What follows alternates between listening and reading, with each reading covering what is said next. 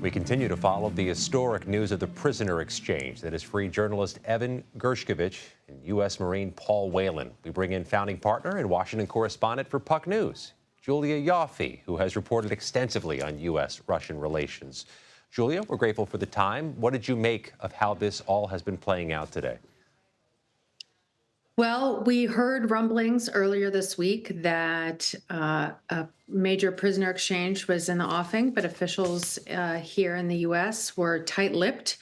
They obviously didn't want to jeopardize anything, and they wanted to make sure that this went off without a hitch. And what we did find out in the end was that it was an extraordinarily complex negotiation and operation. It involved 7 countries, over 24 people being swapped, and a tremendous number of diplomats working together to make this happen. It's quite a feat. It's the largest prisoner swap since the end of the Cold War.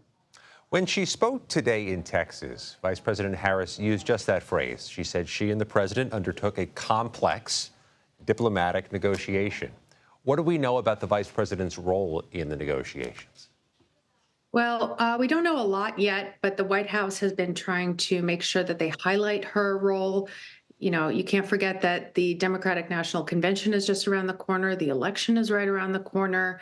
And given that people in the kind of foreign policy, national security establishment of Washington see Kamala Harris as a bit of a blank slate, as somebody who comes more from the domestic policy side of things, connecting her to this would, of course, shore up her foreign policy, national security bona fides.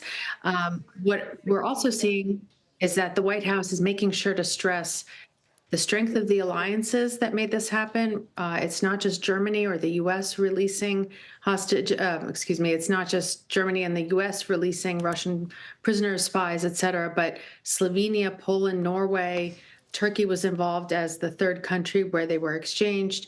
And the White House confirmed a report that Olaf Scholz, the German chancellor, said that he would do this specifically for Joe Biden. He said, "I will do this for you." And it seems like a kind of rebuke to the Republican nominee, Donald Trump, who has talked about America first, about European allies being deadweights or deadbeats, and saying that he would let Russia have its way with them if they did not pay up. And so this is a kind of tacit rebuke saying this is why alliances matter, because when push comes to shove, our allies come through for us. Sounds like you expect her to make some type of major foreign policy address at some point in the coming weeks or months. I don't know. I don't know about that. I did not say that. No, fair enough. But it sounds like it's something that you think may need to be fleshed out or clarified, that she has this position on this matter involving foreign affairs. Perhaps not. Perhaps in a general election, all you really need to do is draw a contrast with the person you're running against on the values level and the interest level. My opponent wants to do X, I want to do Y. My opponent believes B, I believe A. That may be enough for a general election.